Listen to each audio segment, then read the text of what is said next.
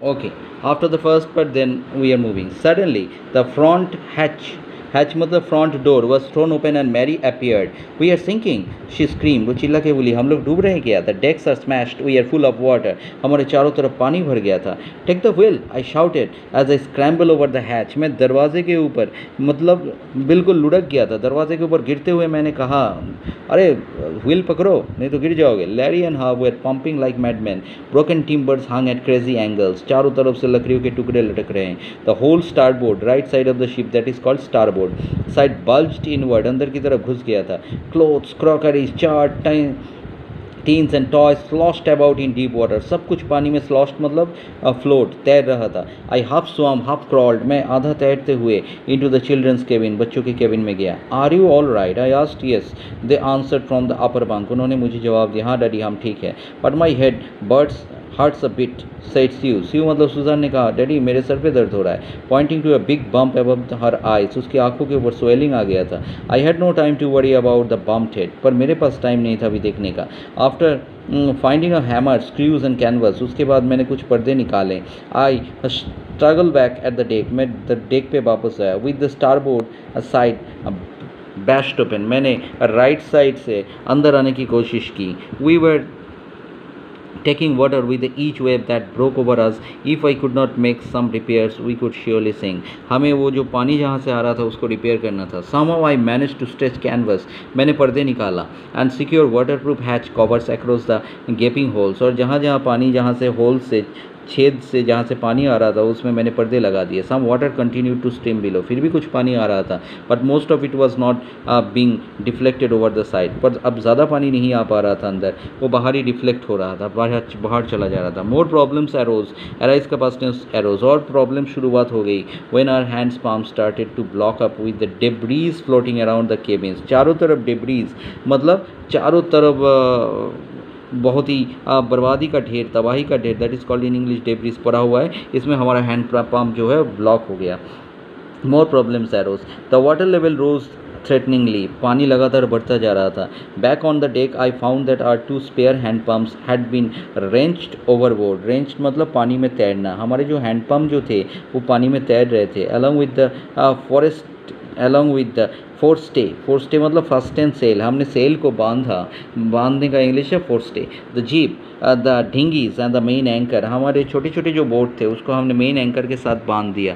Then I remembered we had another electric pump under the chart room floor. I connected it to an out pipe and was thankful to find that it worked. The night dragged on the endless, रात जैसे ख़त्म ही नहीं हो रही थी. Bitterly cold, rooting on pumping, shearing and steering on the radio. We were getting no replies to our mayday calls. Mayday calls मतलब radioactive waves for contacting with others in middle of the sea. समुंदर में बीच में लोगों से contact करने के लिए जो radioactive waves है, फ़ोन कॉल टाइप, उसे कहते हैं mayday calls. Which was not surprising in this remote corner of the world. Sue's head was swollen alarmingly.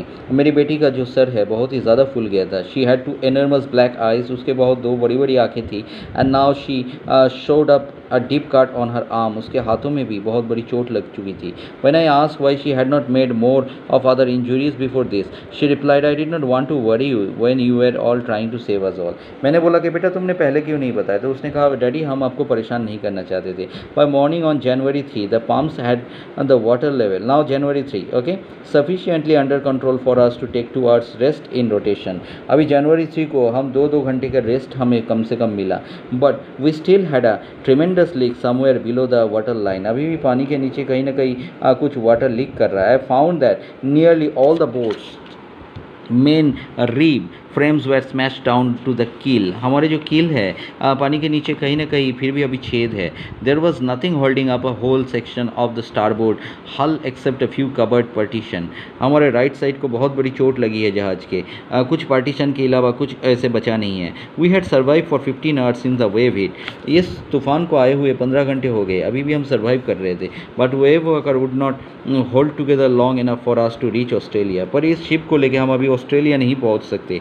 I checked our charts and calculated that there were 2 small islands a few hundred kilometers to the east. One of them Ile Amsterdam. मैंने check करके देखा कि 100 kilometre के अंदर इल Amsterdam नामक एक island है। Was a French scientific base. Our only hope was to reach that pin pricks of the vast ocean. इतने बड़े समुंदर में इतने छोटे आइलैंड में पहुंचने का ही हमारे पिन प्रिक्स मतलब स्मॉल हमारा लास्ट उम्मीद है, छोटी सी उम्मीद। But unless the wind and sea abated, abated मतलब जब तक समुंदर में तूफान कम ना हो, अबेटेड मतलब decrease, okay, so we could hoist sail, तभी हम सेल को ऊपर कर पाएंगे। Our chances would be slim indeed. The great wave had put our auxiliary engine out of action. हमारे ऑक्सिलियरी मतलब हेल्पिंग जो इंजन था वो भी आउट ऑफ एक्शन, काम नहीं कर रहा था। On January 4 after 36 hours of continuous pumping we reach to the last few centimetres of water. Now we had only to keep pace, pace मतलब मूव। अभी हमें थोड़ा सा और आगे बढ़ना था with the water still coming in, पर पानी अभी भी बह रहा है। We could not set any sail on the main mast, हम अपने मेन मास्ट पे सेल नहीं लगा पा रहे थे।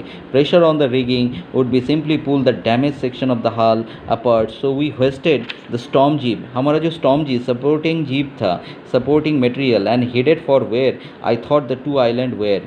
हम उस दो आइलैंड की तरफ मुझे बढ़ना था। Mary found some corned beef and cracker biscuit and we ate the first meal almost after 2 days। सोचो 2 दिन बाद हमने पहला खाना खाया, क्योंकि मेरी हमारे लिए कुछ कॉर्न बीफ और क्रैकर बिस्किट ढूंढ लाई थी।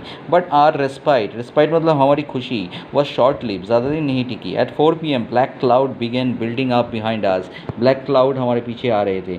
With in the hour the wind was back to 40 knots। अभी भी हम 40 माइल की दूरी से हमारे पास तेज़ तूफान आ रहा था। And the seas were getting higher. The weather continue to deteriorate, weather और बदतर होता गया। डेटोरेट मतलब decrease, bad condition throughout the night and by dawn on January 5 our situation was again desperate. जनवरी 5 को हमारे सिचुएशन और ख़राब हो गया।